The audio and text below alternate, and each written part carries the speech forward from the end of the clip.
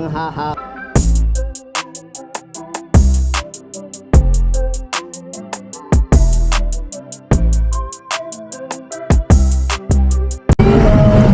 Mamaya. Ayan, ay ka na ma'am. Anong name niyo ma'am? Ashley. Okay. Wow! Nag-work. Okay. Ano oras ang work niyo ma'am? 1 po. 1? 1:30. Sige, kung kaya yan. Mag-1. 12:30 pa naman. 12:35. So malapit lang naman yan. Ano kaya yung nagagawa Gagawa ng nails po? nails? Okay. Extension po kuya. Ano yung pabrika or Hindi po, yung parang salon lang din siya? So ilang taong ano ma'am? 18 ka pa lang. So hindi ka na nag-aaral? Nag-aaral pa din. Nag-aaral. Kumbaga support mo lang yan. Saka po may sarili din po. Wow. Ayan guys, 18. Entrepreneur na. Maaga namulat sa sarili. Ayan. Kaya kailangan ng pera. Oo. Yan ang dapat sa mga kabataan ngayon, di ba? Marunong dumiskarte para sa sarili na yung mga gusto nila sa buhay nila na gusto nilang bilhin. Ayan, yan yung mga dapat ganyan gayahin nyo si Ma'am Ashley. 18 years old. Ayan, di ba?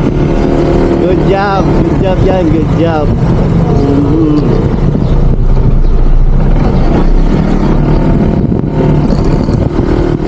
Ay, may boyfriend wala. Yo, may. Kaya sabi ko, yung mga kabataan ngayon, dapat ganyan ang ginagaya nyo. Yung hindi yung hingi ng hingi sa magulang. Oo, di ba? Hingi tayo ng hingi, tapos pagka hindi na pagbigyan, nagagalit. At least ito, di ba? Kahit na sa edad na 18, dumidiskarte. Paano dumidiskarte? Baga lumalaban ng hinihingi. Oo. Sumusuporta sa sarili para lang mabili yung gusto. At least mga luho niya sarili niyang pera. Hindi niya hinihingi sa mga magulang niya. Yeah? Yan ang maganda. Mayroon kasi ibang kabataan, pag hindi mo na pagbigyan ng mga magulang, nagagalit. Nagtatampo, pupunta sa barkada, ayaw ko na kasi ganito. Di ba? Ganun lang yun. So, at least, mayroon na. Kaya nung magbibigyo ka, Oo. Eh, meron kasi ibang ganyan na magbibisyo, wala namang kinikita. Nangihingi lang naman. Pagka hindi mo pagbigyan, nagagalit pati. Kaya mahirap. At least yung ganyan, di ba? At least kahit na magbisyo ka man, wala silang masabi sa yung mga magulang mo dahil Oh my God. at least sarili mong pera. Kahit na gastusin mo ka, at least nakapag rin sila ba?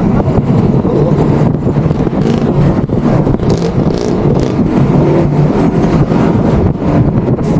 Ano yung matapag ka dyan? Happy ka lang dyan.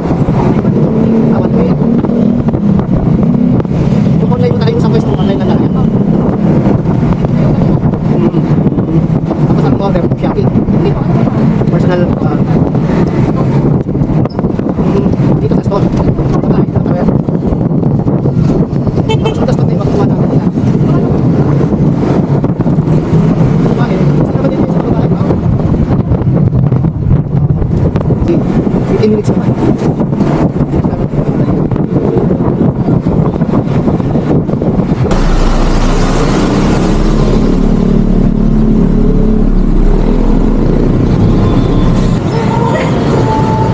Okay lang po kuya. Okay na.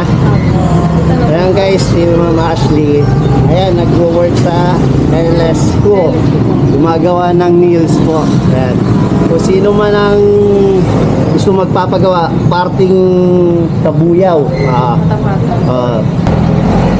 Contact number niya para kung sino man ang gusto, tawagan niyo na lang siya direct para magawa kayo ng mga pakita mo nga yung news mo. Yan, diba? Ang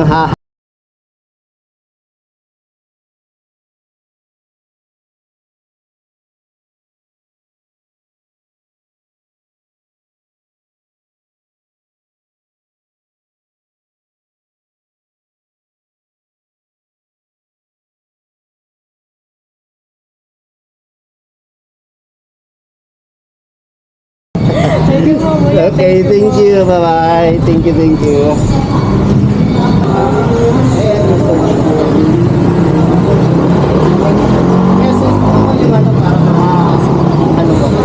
Thank you. Ayan guys, si Mama Ashley. 18 years old. Entrepreneur na. Gumagawa na ng gumagawa na ng sariling pera. O, diba? Sana, kayong mga kabataan, gayahin nyo si Ma'am. Or yung kahit yung kahapon, yung si Sir Haji, diba? 19 years old lang din yun. Mga mindset nila na ganyan.